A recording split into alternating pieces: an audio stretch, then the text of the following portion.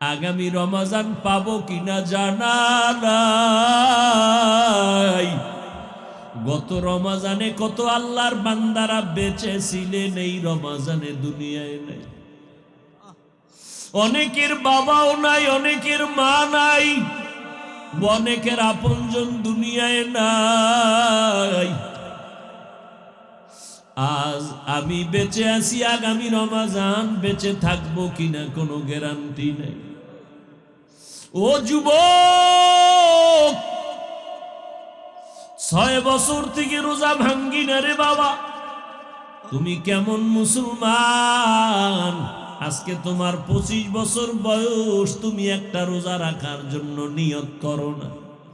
ওরে আমার মাওলার ধরাটা কি তুমি দুর্বল মনে করেছো? আমার মাওলা পাক ছাড় দেন, কিন্তু ছেড়ে দেন না। ওরে আল্লাহর বান্দারা, দুনিয়াতে যত ধর্মে আছে, ধর্মের মানুষ আছে, সবাই রোজা রাখার সাধনা করে ভিন্ন ভিন্ন সিস্টেমে। তুমি কেন রোজা রাখবা না? রোজা রাখবা, কলবের পাওয়ার বেড়ে যাবে। কলবের পাওয়ার যদি বাড়াইতে পারো, আমার মাওলা যদি পাওয়ার বাড়ায় দেয়, এক সময় মাওলার কুদরতের ঘেরানটা নাকে পায়া যাবা। আমার মাওলার কুদরতের ঘেরান তুমি নাকে পাইবা। এতদিন শুনছো আমার মাওলা আমার মালিক, কলবের পাওয়ার যখন বেড়ে যাবে তখন মালিকের কুদরত দেখবা, আর কলিজা ঠান্ডা হবে। ও দুনিয়ার মানুষ, আল্লাহকে দেখার জন্য আসমানে যাওয়া লাগবে না, জমিনের মধ্যে ঘুমানো লাগবে না। আল্লাহর কুদরতের দিকে নজর করবা, আল্লাহর পরিচয় পেয়ে যাইবা। এরে নবীর উম্মতের দল, এখন থেকে তৈরি হয়ে যাও, রহমতের নবীর রহমতের মালা গলায় লাগাও। মরণ তো একদিন লাগবেই, বাঁচার উপায় নাই। তবে আমি আল্লাহর আদালতের আসামি হইয়া আদালতে দাঁড়াইতে চাই না। মরিয়ার বাঁচি, হায়াতের মালিক আমার আল্লাহ, মউত দেওয়ার মালিক আমার আল্লাহ। আল্লাহ সুস্থ করে দেন, আল্লাহ অসুস্থ বানায় দেন। আমি আল্লাহর হুকুম মানব। যদি আমি অসুস্থ হয়ে যাই, আমার কোনো দুঃখ নাই। রহমতের নবী আমার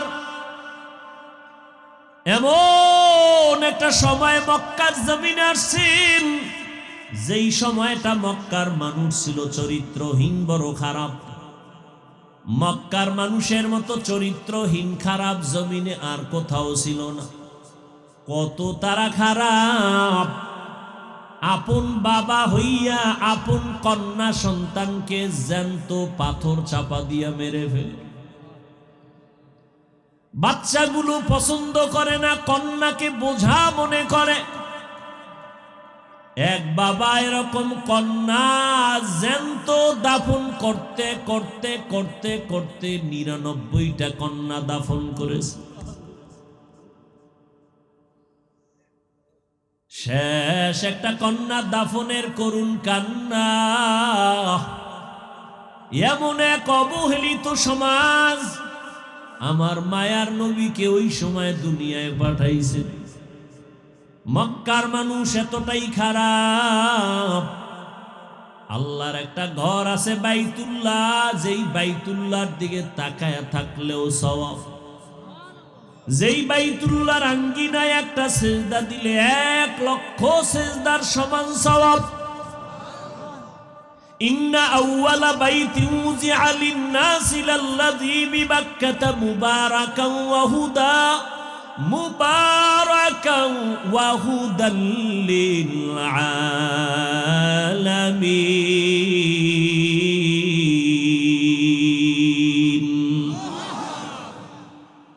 এমন একটা দামি ঘর, হেদায়েতের ঘর, যেই বাইতুল্লাহ একবার কেউ ঢুকবে, নবী বলেন মায়ের গর্ভ থেকে বাচ্চাটা যেমন নিষ্পাপ বের হয়ে যায়, বাইতুল্লাহ যারা যাবে জিয়ারতের পরে তারা নিষ্পাপ বের হয়ে যাবে। এমন একটা দামি ঘর বাইতুল্লাহ, আল্লাহর ঘর। ওরে আল্লাহর বান্দা, তুমি তোমার বাড়িওয়ালাকে খুঁজো। কোথায় ঠিকানা জানো না? কয় ঘরের মধ্যে বাড়িওয়ালাকে। এটা কার বাড়ি? কয় খান সাহেবের বাড়ি, মুসল্লি সাহেবের বাড়ি। তারে কই পাই? কয় মুসল্লি সাহেবের বাড়ি অমুক জায়গায়, ওখানে তারে পাইবা। দৌড়াইয়া গিয়া দরজায় গিয়া ডাকে, খান সাহেব আপনি বাসায় আছেন নি? আমি আসছি আপনার খোঁজে। ও আল্লাহর বান্দারা, দুনিয়ার প্রত্যেকটা মানুষের একটা পরিচয় হলো তার আপন বাড়ি, একটা ঘর। দুনিয়াতে যত মসজিদ সব আমার আল্লাহর ঘর, কিন্তু আল্লাহ কোরআনে কোন ঘরের নাম বলেন নাই। মক্কার ঘরকে বলছেন বাইতুল্লাহ, এটা আমার ঘর। ওই ঘরে যাইয়া ডাক দেয় আল্লাহর বান্দারা, বাজারা মাওলারে খুঁজো। ওই ঘরের চারদিকে ঘুরে আর ডাকে, ও মালিক তোমার ডাকে হাজিরা দেওয়ার জন্য আসি। লাব্বাইক আল্লাহুম্মা লাব্বাইক, লাব্বাইক লা শারীকা লাকা লাব্বাইক, ইন্নাল হামদা ওয়ান নি'মাতা লাকা ওয়াল মুলক লা শারীকা লাক। আল্লাহ কয়, বান্দা তুই যখন আসছো, আমি আল্লাহ পাকের অনবরত রহমত অবতীর্ণ হয় বাইতুল্লাহর ছাদে। এটা আমার রহমতের সেন্টার। আমার জায়গায় যখন আসছো, আমি তোমারে মোলাকাত না দিয়া ফিরাইয়া দিব না। আল্লাহর খাস ওলিরা বলে, যখন তুমি তোমার মালিকের পাইবা, হাত লাগা একটু মুসাফাহা করবা। খান সাহেবের আগে সালাম দিছো, আসসালামু আলাইকুম, হাত বাড়ায় মুসাফা করছো। ও বান্দা, আমার মাওলার বাড়ি যদি যাও, বাইতুল্লাহর দরজাটারে বুকে লাগাইও, মনে মনে তৃপ্তি নিও, তুমি আমার মাওলার মোলাকাতের বরকত পেয়ে যাবা। এটা এমন একটা ঘর। মক্কার মানুষ কতটাই যে খারাপ, নারী আর পুরুষেরা একত্রিত হয়ে ঘরের চারপাশে তাওয়াফ করে, তাও উলঙ্গ। এই মক্কার মানুষ এত খারাপ, এর মাঝখানে আমার মোহাম্মদ নবী আখিরি নবীরে পাঠাইলেন, রহমতের ফুটন্ত গোলাপ। চূড়ান্ত চরিত্রহীনের মাঝে আল্লাহ নবীরে পাঠাইলেন, রহমতের নবী আইসা আদর্শ কায়েম করে বলেছেন, সাবধান, কেউ কন্যাদেরকে তোমরা অসম্মান করবা না, কন্যাদের মারবা না, কারণ আমি রহমতের নবী, আমারও কোনো একটা ছেলে নাই, আমি 4 কন্যার বাবা। আমগো সমাজে এখনো কিছু খারাপ চরিত্রওয়ালা মানুষ, কন্যা হলে কষ্ট পায়, স্ত্রীর সাথে রাগ করে কথাই বলে না। আছে না? ও আল্লাহর বান্দার, আল্লাহ কয়, তুমি স্ত্রীর সাথে রাগ করো কেন? সন্তান তো আমি আল্লাহ দেই। তোমার স্ত্রীকে তো পুরস্কার দেওয়া দরকার, যে তোমার আমানতটা সে বহন করছে, কত রাত ঘুমাতে পারেনি। আমার মতো বাচ্চাটা গর্বে নিয়া আম্মা জান সারাটা রাত বিছানায় চোখের পানি ফেলছে। আমি যেদিন দুনিয়াতে আসব, আমার আম্মা জানের কণ্ঠ এতটাই ছোট, ঘরের ভেতরে আওয়াজ দিলে সামনে যায় না, কিন্তু আমি যেদিন দুনিয়া আসবো, আম্মা জান বেহুশ হয়ে চিল্লাইতেছিলেন। আমার আম্মার কণ্ঠের আওয়াজে পাশের বাড়ির মানুষ ঘুমাইতে পারে না। চিল্লায়া কান্না করেছেন আর বলছে, ও স্বামী আমার, আমারে মাফ করিয়া দাও, আমি বোধহয় বাঁচবো না, মরে যাব। সাত আসমান আমার মাথার উপরে চেপে আসছে, এ আমার প্রসব বেদনা সহ্য করতে পারি না, মরিয়া যাব। ও স্বামী, তোমার সন্তানটা তোমার স্ত্রী বহন করলো, খানা খাইতে পারলো না, ঘুমাইতে পারলো না, তুমি তাকে পুরস্কার দাও, না দিয়ে তুমি তার সাথে রাগ করো, মেয়ে হলো কেন?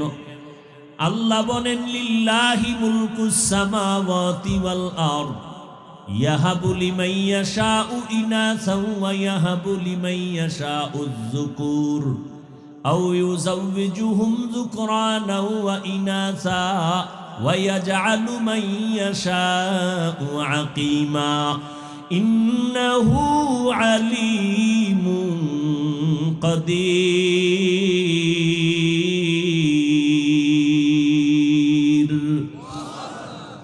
আল্লাহ বলেন, আসমান জমিনের মালিক আমি আল্লাহ।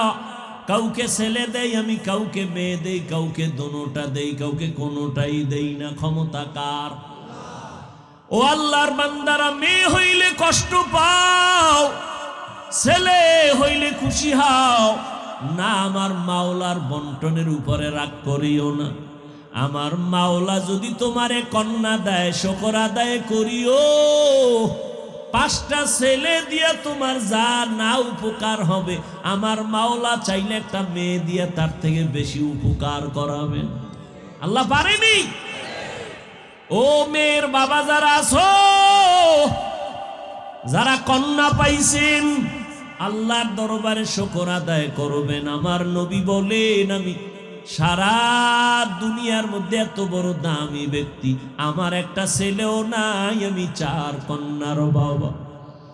ও কন্যার বাবারা, তোমরা একটা কন্যা যদি পাও, একটা জান্নাতের মালিক হয়ে যাবে। তোমরা 2টা কন্যা যদি পাও, 2টা জান্নাতের মালিক হয়ে গেছে। ও আল্লাহর বান্দারা, যাদের কন্যা আছে একটু খেয়াল করে দেখবেন, ছেলেরা বাবার বেশি পাগল নাকি মেয়েরা পাগল? একটু পরীক্ষা করে দেখবেন। বাবায় যদি একটু অসুস্থ হয়ে যায়, ছেলেরা কানে শুই নাও, কানে দেয় না। মেয়েগুলো পাগলনির মতো দৌড়ায়, খানা বন্ধ করে দেয়, আমার বাবারে না দেখলে আমার মুখে খানা যাবে না। একটা কন্যা বাবার জন্য কত পাগল। ওদিকে মায়ের যত কষ্ট,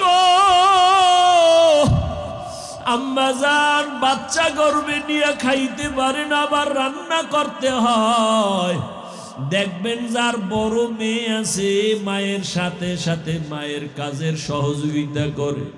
একটা ছেলে গিয়া করে না, ওই মেয়েটার দ্বারা সংসার সুন্দর হয়, ছেলের দ্বারা হয় না।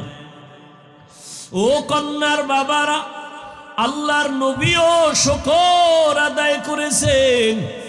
আমি নবী, রহমতের নবী, আমার 4 কন্যা, কোনো ছেলে নেই।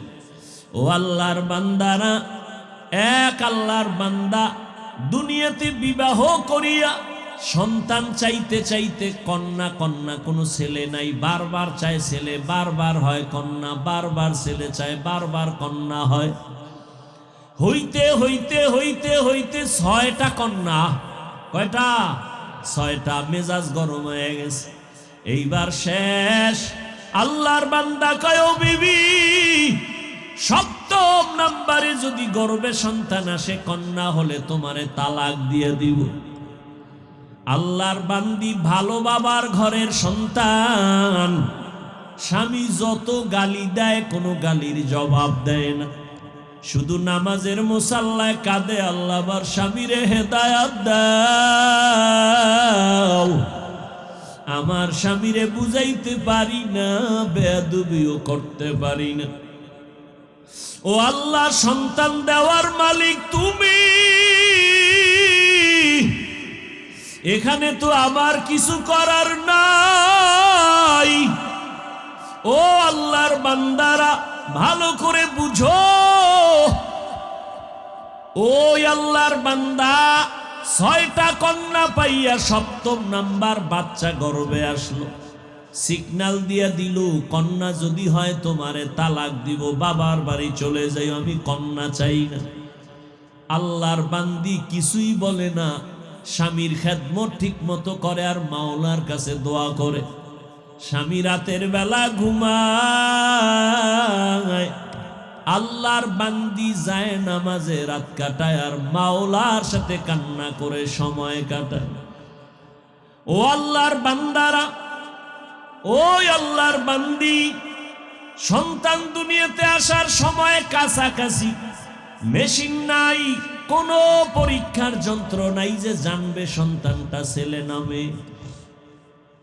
আল্লাহ দিছেন 7ম নাম্বারটাও কন্যা, কিন্তু স্ত্রীও জানে না, স্বামীও জানে না।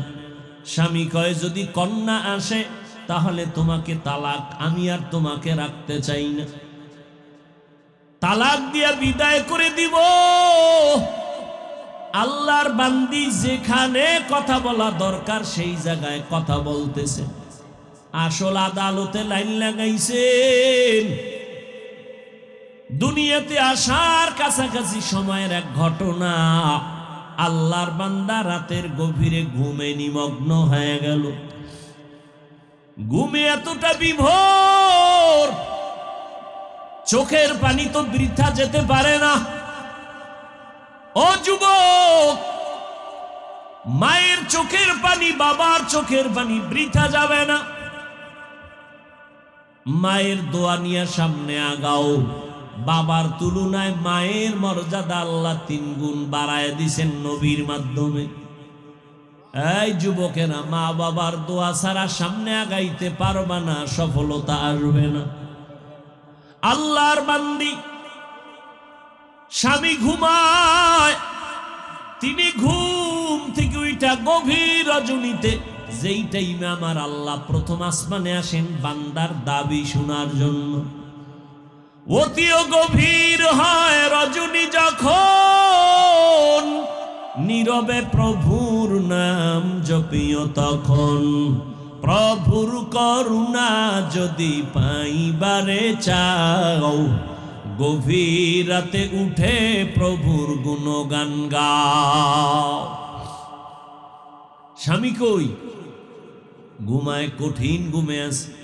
স্ত্রী ঘুম থেকে উঠা গর্বে বাচ্চা, জায়নামাজ একটা নিয়া ঘরের এক নির্জন জায়গায় গিয়া চুপচাপ নামাজে দাঁড়ায়া আল্লাহর দরবারে কান্না শুরু করলে, ও দয়ার মালিক, আমার বাবা দিনদার ফ্যামিলি, আমার বাবার আমি একটা সন্তান, আমার ইজ্জত তুমি হেফাজত করো। স্বামী ভালো খারাপ যাই হোক, আমার বিবাহের বন্ধনের দ্বিতীয়টা আশা, এটা আমার কলঙ্ক। ও আল্লাহ, তুমি ইজ্জতের হেফাজত করিও। আমার স্বামীকে তুমি হেদায়াতের দৌলত দান করিও। এই বলে আল্লাহর বান্দি দোয়া করে, কান্না করে। এদিকে স্বামী বেচারা ঘুমের বিভোরে স্বপ্ন দেখতেছে, কিয়ামতের মাঠ কায়েম হয়ে গেছে। আল্লাহর বান্দা ঘুমের মধ্যে দেখতেছে কিয়ামতের ময়দান কায়েম। মানুষগুলো উলঙ্গ ছোটাছুটি করে, চিল্লা চিল্লির আওয়াজ। একদিকে জাহান্নামের আগুনের গরম, অপরদিকে সূর্যের গরম। মানুষগুলো পাগলের মতো দৌড়াদৌড়ি করে। আমার আল্লাহ আদালত কায়েম করে মানুষের আমল নামা দেয়। কেউ ডান হাতে পায়, কেউ বাম হাতে পায়। ডান হাতে পাইয়া হাসতে হাসতে জান্নাতের দিকে যায় নেক আমলওয়ালারা, আর যারা গুনাহগার এদের বাম হাতে আমল নামা দেয়। চিৎকার, জাহান্নামের হ্যান্ডকাপ এদের হাতে লাগাইয়া জাহান্নামে নিয়ে যায়। এই বান্দা লাইনে দাঁড়ানো, দেখতেছে সিরিয়ালে তার নামটাও চলে আসতেছে। কাছাকাছি আসার পর আমার মাওলার কুদরতের আওয়াজ, আল্লাহ বলে, রে ফেরেশতা, এই নাফরমানের হাতে জাহান্নামের শিকল লাগাও, শিকল লাগাইয়া জাহান্নামের দিকে নিয়ে যাও।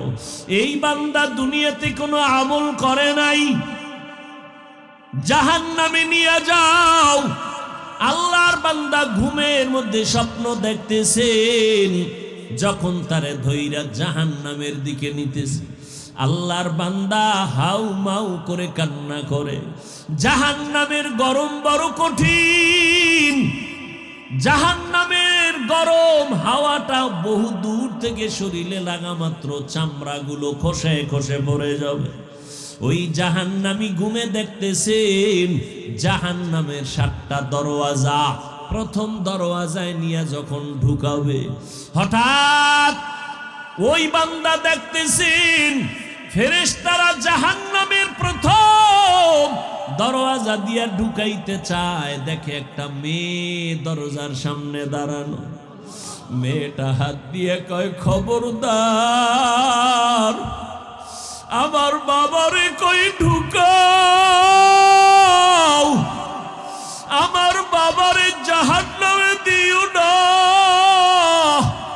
ও ফেরেশতা, যদি আমার বাবারে জাহান্নামে দাও, আমাকে আগে জাহান্নামে দাও।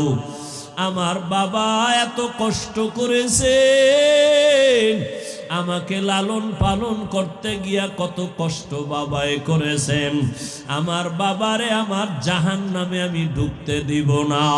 ফেরেশতারা নিরুপায় হইয়া এই হাতে ধইরা তারে দ্বিতীয় জাহান্নামের দরজায় নিয়ে গেল।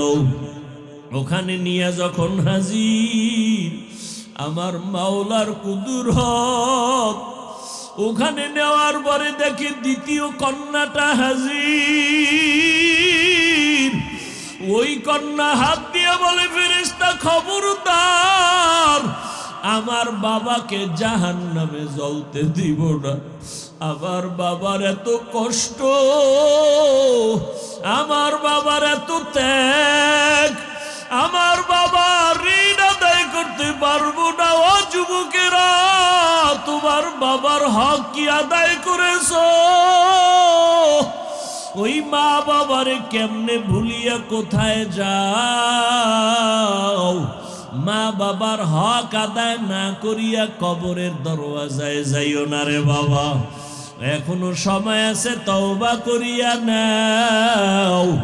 আল্লাহর বান্দা বলে, আমি স্বপ্নে দেখতেছি দ্বিতীয় দরজায় আমার কন্যা আমাকে ফিরাইয়া দিল। জাহান্নামের ফেরেশতারা ধরি আমাকে তৃতীয় দরজায় নিয়ে গেল। ওখানে যাওয়ার পরে দেখি আমার তৃতীয় কন্যা হাজির। আমার কন্যা আমাকে বারবার বলে, খবরদার আমার বাবাকে জাহান্নামের ভেতরে ঢুকতে দিব না।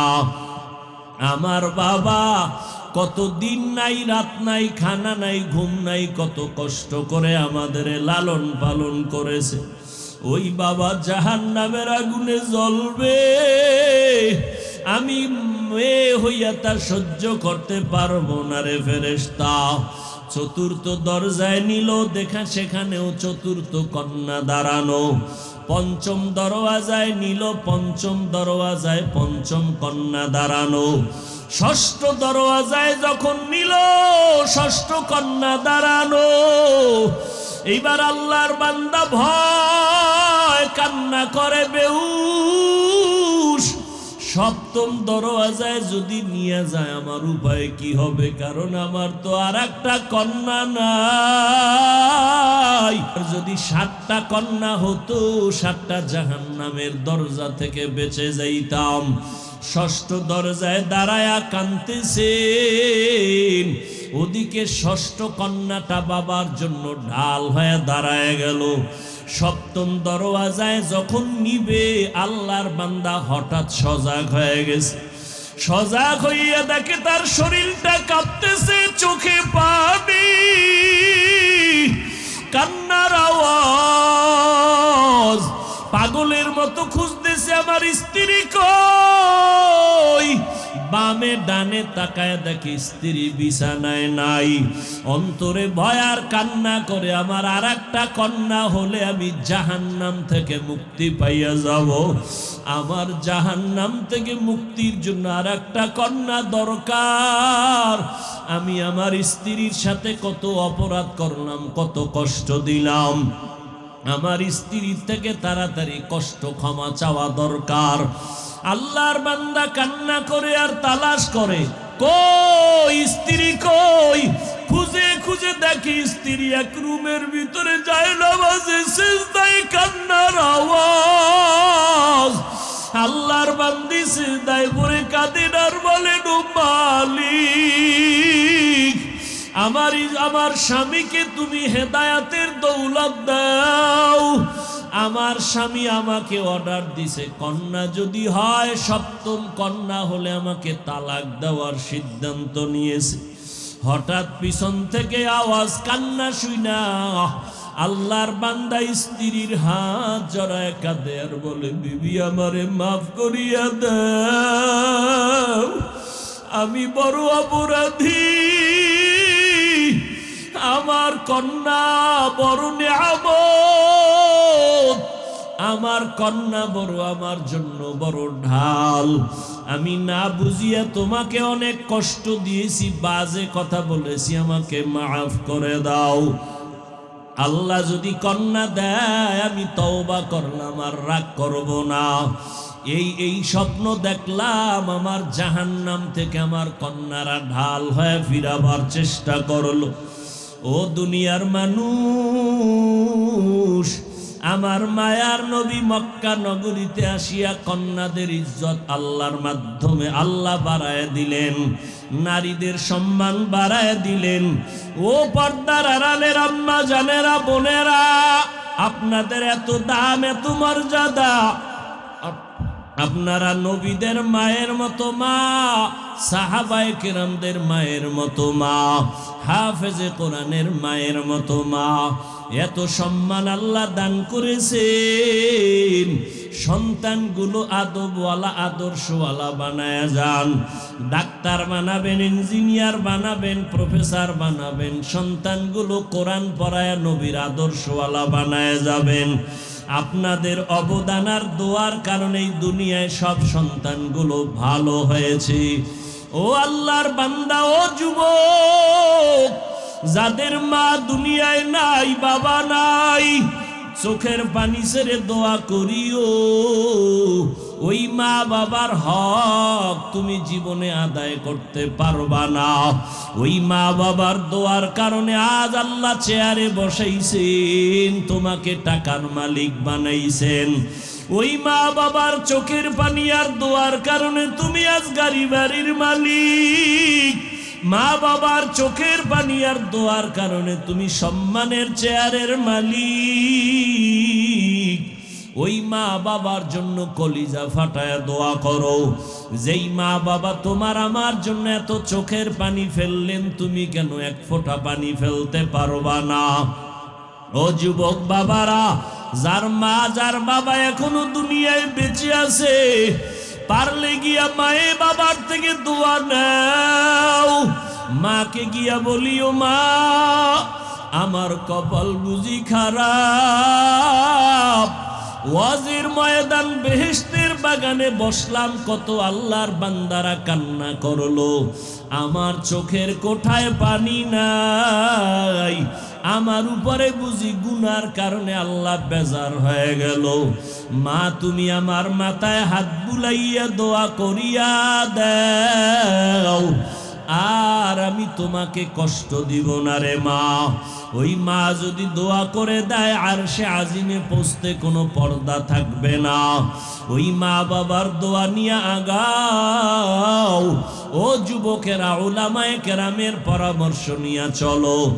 স্কুলে পড়ো, কলেজে পড়ো, চাকরি করো, ব্যবসা করো, নামাজ আর সারিও না। উলামায়ে কেরামের বিরোধিতা না করে দোয়া নিয়ে নবীর তরিকা মতে চলো। মা বাবার দোয়া নাও, বিরোধিতা করে বেয়াদবি করে কপাল পুরিও না। আল্লাহর কাছে 2 ফোঁটা চোখের পানি ছেড়ে তওবা করো। ওরে চোখে পানি যদি না আসে, বুঝিও তোমার উপরে আমার আল্লাহ বেজার। গুনার কারণে দিলটা পাথর হয়ে গেছে, চোখে পানি আসে না। আমার মাওলাকে মনে মনে ডাকো আর বলো, হে মালিক,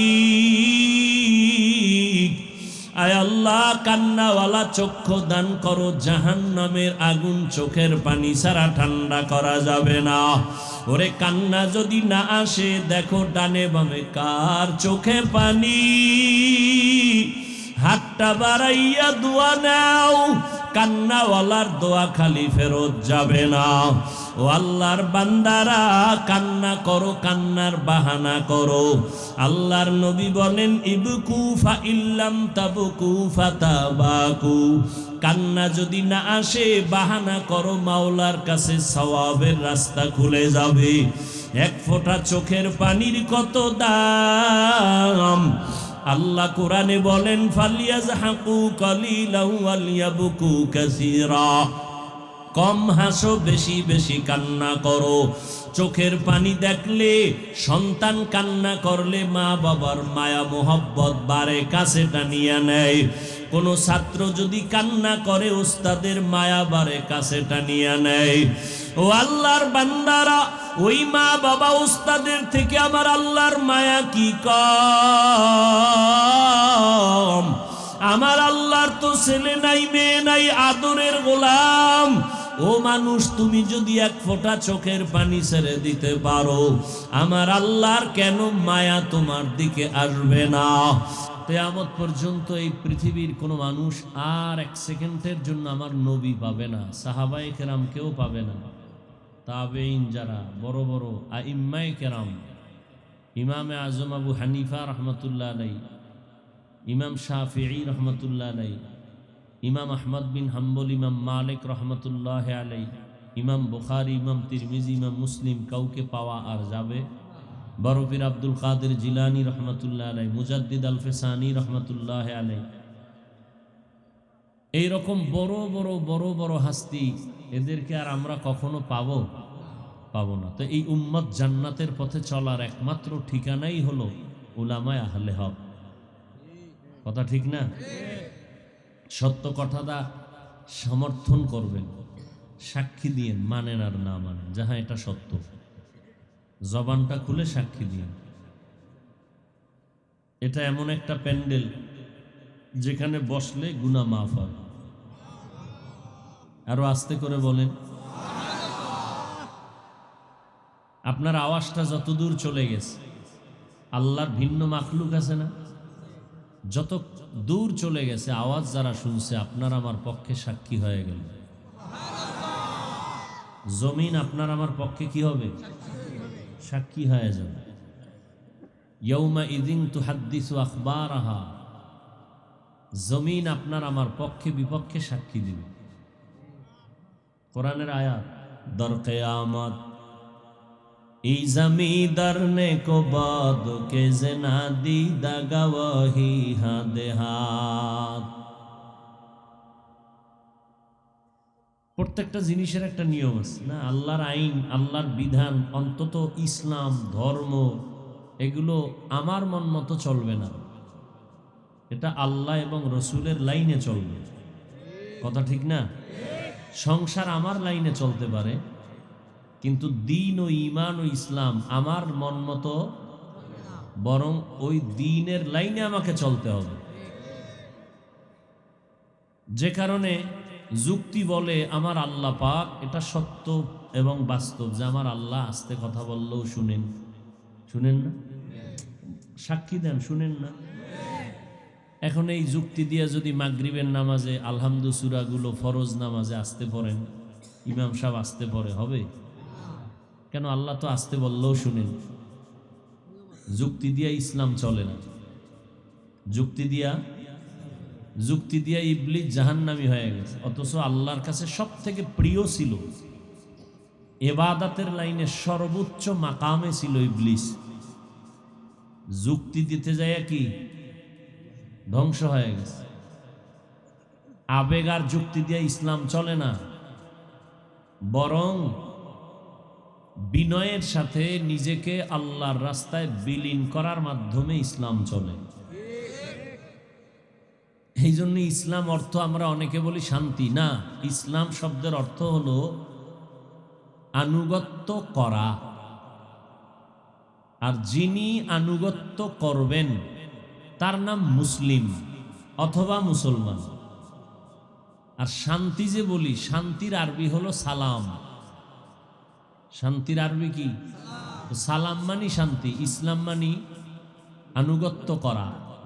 কার আনুগত্য করবে? যে আনুগত্য করবে সে মুসলিম বা মুসলমান।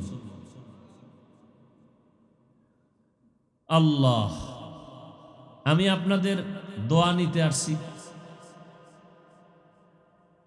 কারণ বান্দা নিজের প্রচেষ্টায় যতটুকু আগাইতে না পারে, দোয়ার মাধ্যমে সে সীমাহীন জায়গা অতিক্রম করতে পারে। এটা দোয়া লাগে আর আল্লাহর দয়া লাগে। কার দয়া? আল্লাহর দয়া আর বান্দার দোয়া। তখন আল্লাহ পাক অসম্ভবকেও সম্ভব করে দেন। বুখারী শরীফের যিনি লেখক মুহাম্মদ ইবনে ইসমাইল ছোটবেলা অন্ধ হয়ে গেছিলেন। আম্মাজান আল্লাহর কাছে কানলেন, আল্লাহ পাক ঘুমের মধ্যে চোখের আলো আবার ফিরাইয়া দিছেন।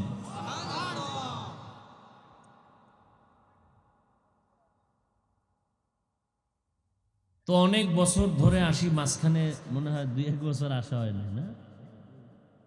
মাঝে মাঝে একটু গ্যাপ দেওয়া ভালো নাকি? আলহামদুলিল্লাহ, বরকতের জন্য আসি, বরকতি জায়গা। আপনারাও আলহামদুলিল্লাহ আসতেছেন। আমরা দিনের কাজগুলো একা একা করব, অন্যকে ভাগ দিব না, এই মন মানসিকতা ভালো না। দিন কিন্তু দাওয়াতের দ্বারা প্রচার হয়। দিনের অপরিহার্য একটা পয়েন্ট, একটা মূল থিম হলো দাওয়াত। দাওয়াত যত দিবেন, ওই বান্দা যত নেক আমল করবে। যেমন পৃথিবীতে প্রথম যিনি হিজরত করছেন ইসলামের জন্য, কিয়ামত পর্যন্ত যারা হিজরত করবেন সবার সওয়াবের অংশ তিনি পাবেন। প্রথম যিনি ইসলামের জন্য হিজরত করেছেন তিনি একজন নারী। তিনি কে? নারী। রহমতের নবীর কলিজার টুকরা ওসমান রাদিয়াল্লাহু তাআলা আনহুর স্ত্রী রুকাইয়া রাদিয়াল্লাহু তাআলা আনহা প্রথম দিনের জন্য তিনি হিজরত করেছেন। পৃথিবীর যত মানুষ দিনের জন্য, ইসলামের জন্য হিজরত করবে তার একটা অংশ সওয়াব তিনি পাইতেই থাকবেন কিয়ামত পর্যন্ত। এই জন্য সংকীর্ণতা ছেড়ে দিতে হবে। দাওয়াত দিবেন, বেশি বেশি দাওয়াত দিবেন, দলাদলি নাই, আল্লাহর জন্য ডাকবেন, নবীর সুন্নতের দাওয়াত দিবেন। কে মানলো কে শুনলো চিন্তা নাই, আমার দরকার আমার আমল নামার সওয়াবের পয়েন্ট বাড়ানো। কি দলাদলি করলে পয়েন্ট বাড়বে? পয়েন্ট বাড়ানো। ভাই আসেন নামাজ পড়েন, আমার দাওয়াতে নামাজ পড়বে, ওর একটা অংশের সওয়াব আমি পেয়ে যাব। কি আসেন ওলামায়ে কেরামদের কাছে আসেন, লাভ কি? রসুল বলেন, স্পষ্ট হাদিস, কোন বান্দা কি হয় কেন?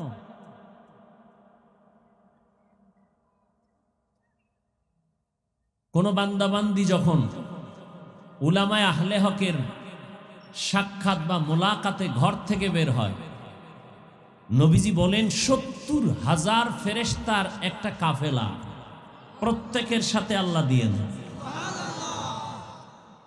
এবং এখানে আসা পর্যন্ত যতটা কদম দিয়েছেন, প্রত্যেকটা কদমে একটা নেক হয়েছে, গুনাহ মাফ হয়েছে। এখানে এসে বসা মাত্রই আল্লাহ ঘোষণা দিয়েছেন সবার গুনাহ মাফ।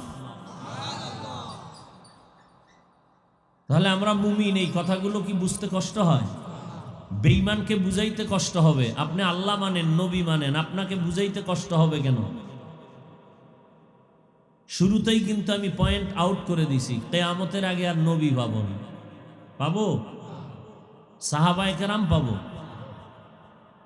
বড় বড় আউলিয়া পাবো? তাহলে আমরা দ্বীনের উপরে চলতে হলে একমাত্র ঠিকানা কি? উলামায়ে আহলে হকের সোহবত। এ বিষয়ে আমি বিস্তারিত আলোচনা করব না। উলামায়ে আহলে হকের দাম কত? উলামায়ে আহলে হক, কোরআনের শব্দ উলামা। কোরআনের শব্দ কি? উলামা। এর এক বচন আলেম, বহু বচন উলামা। আলেম যিনি হবেন তিনি এলেম অর্জন করে হবেন। কিসের এলেম অর্জন করবেন? আল্লাহর দেওয়া এলেম। আল্লাহর দেয়া এলেমের নাম ইলমে ওহী। ইলমে ওহী। ইলমে ওহীর প্রধান যেটা, তার নাম কোরআন। ওহিয়ে মাতলু,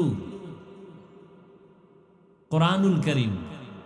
হাদিস কোরআনের ব্যাখ্যা, মান্তেক কোরআনের বিশ্লেষণ, ইলমে নাহবু, ইলমে সারফ কোরআনের বিশ্লেষণ।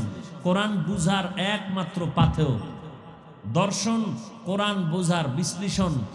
শিরি,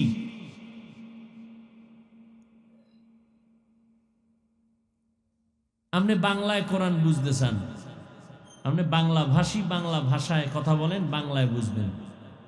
আল্লাহ তো কোরআন নাজিল করছেন আরবিতে, আপনি বাংলায় বুঝবেন কেমনে? আরবি না বুঝে কি? আর আল্লাহ এমন একটা ভাষা দিচ্ছেন যে পৃথিবীর সমস্ত মানুষের জন্য এই ভাষাটা শিখা সহজ। কোরআনের আরবি ভাষার মতো সহজ কোনো ভাষা আর নেই। এই জন্য কোরআন শিখতে লাগে মাত্র 20 ঘন্টা। কয় ঘন্টা? 20 ঘন্টা। যারা শিখেন নাই শিখে নিবেন। রমাজান আসতেছে, বরকতের মাস। প্রথম রমাজান থেকে 20 রমাজান পর্যন্ত প্রতিদিন 1 ঘন্টা করে দিবেন। 20 দিনে 20 রমজানে কোরআন শিখে ফেলবেন।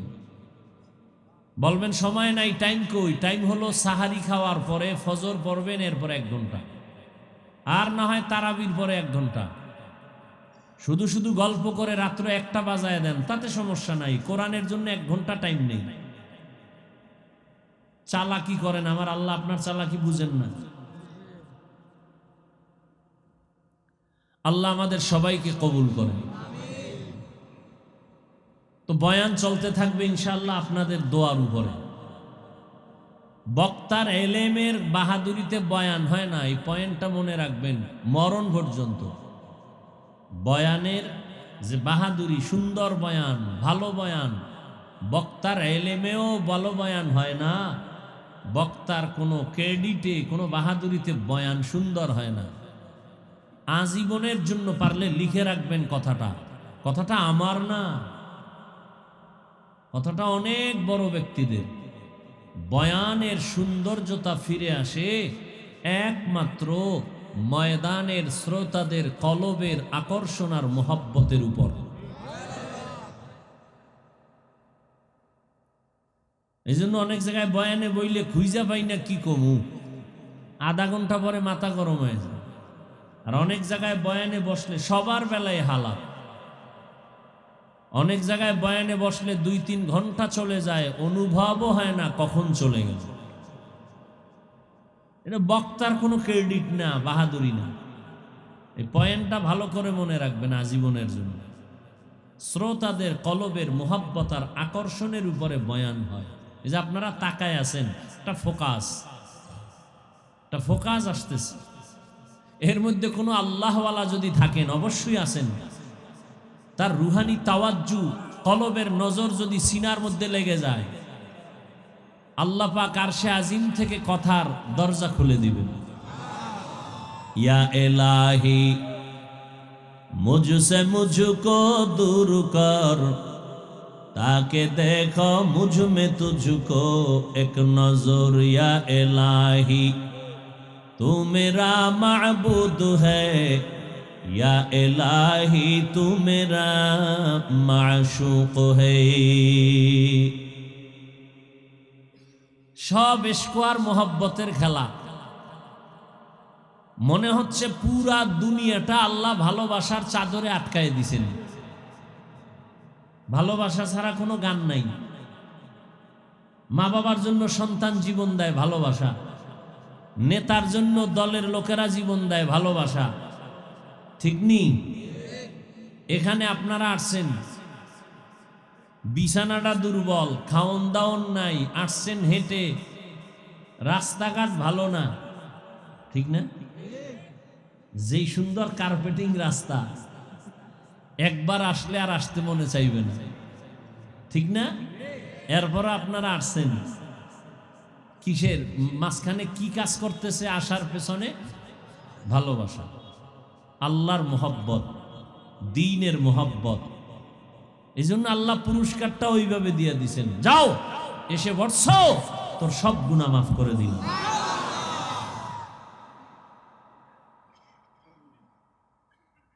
আল্লাহ।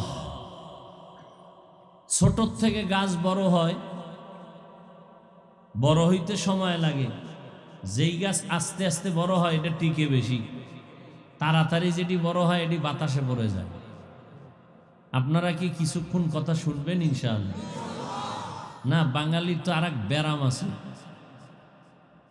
শয়তান তো বইয়া নেই, আছে। সেই শুরুতে আসছি, সেই সময়ের তুলনায় এখন আরো একটু উন্নত।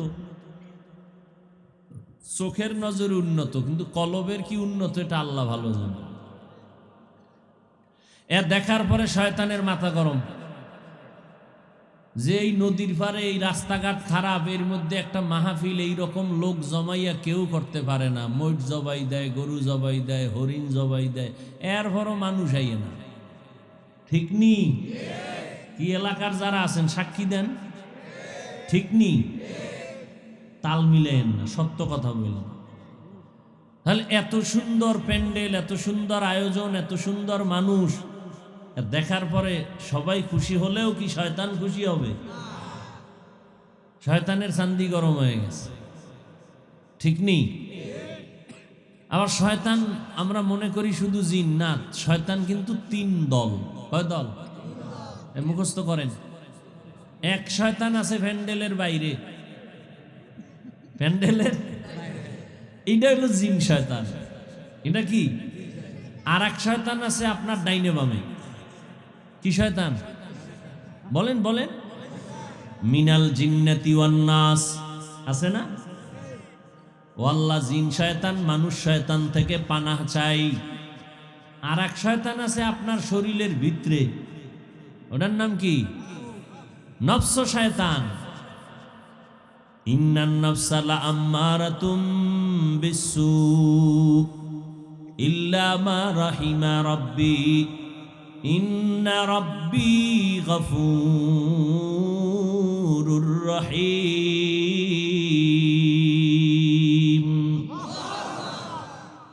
শয়তানের পাওয়ার কিন্তু কম না, দুর্বল মনে করেন না। ও কি আমার নবীরেও ধাক্কায়। নবী কয় শয়তান আমার লাগেও যুদ্ধ। তো আল্লাহর কুদরত রহমত যে এটার আমি কালেমা পড়াই ফেলাইছি, বুঝেন নাই? শয়তান সব হুজুরকে পিছিয়ে আছে, আমনের পিছনেও আছে, ভিতরের নফসটাও তো আছে, ধোকা দেয়। এই জন্য শয়তান চায় এই সুন্দর বেহেশতের বাগান যেন না থাকে। আবার যারা বসছে, শয়তান চাইতেছে আচ্ছা বসছো যেহেতু কিছুক্ষণ বইয়া কথা শুন, তবে মোনাজাতটা দিবি না, সাবধান। কারণ মোনাজাত দিলে সব গুনাহ মাফ হয়ে যাবে। তা আমি যে তোরে 30 বছর আকাম করাইছি, এই যদি এক মোনাজাতে মাফ হয় তা আমার ভ্যালু কই চাকরির? এই জন্য শয়তান দেখবেন ঘন্টাকে ঘন্টা বসায় ওয়াজ শুনাইবে, মোনাজাতে আর শরীক হতে দিবে না। দেখবেন মোনাজাতে টেড্ডা ভাইলেই আস্তে জোতা দুইটা লই অনেকে উঠে চলে যায়। মানে শয়তানের উপরে গালেব হয়ে গেছে, বিজয়। যে ঠিক আছে বয়ান সারা রাত শুনবি, ফজর পড়বি না, সারা রাত বয়ান শুনবি, নামাজ পড়বি না, মোনাজাত দিবি না।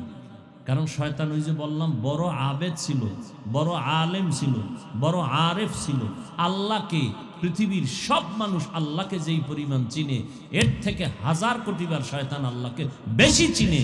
এজন্য শয়তানের এক উপাধি আরেফ, শয়তানের আর এক উপাধি আলেম, শয়তানের আর এক উপাধি তিনি একজন বড় খাজেন, বড় বুজুর্গ। সব উপাধি আল্লাহ দিছেন তারে। কে দিছেন? আল্লাহ দিছেন। শয়তানের এগুলো সব উপাধি। আরেফ, আবেদ, এত বড় ইবাদত করনেওয়ালা কেউ ছিল না।